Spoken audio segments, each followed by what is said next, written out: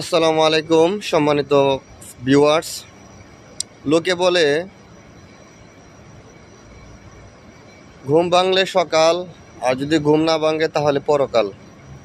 আলহামদুলিল্লাহ, পরকাল নামের ঘুম থেকে উঠে সুন্দর একটি সকাল দেখার জন্য মহান আল্লাহ তাআলার দরবারে শুকরিয়া জানাইতেছি। আলহামদুলিল্লাহ আলহামদুলিল্লাহ, সুন্দর একটি সকাল দেখার জন্য ঘুম থেকে উঠলাম, উঠে ফজরের নামাজ পড়ে নিচে আসলাম প্রকৃতির প্রকৃতির সাথে একটু সময় দেওয়ার জন্য।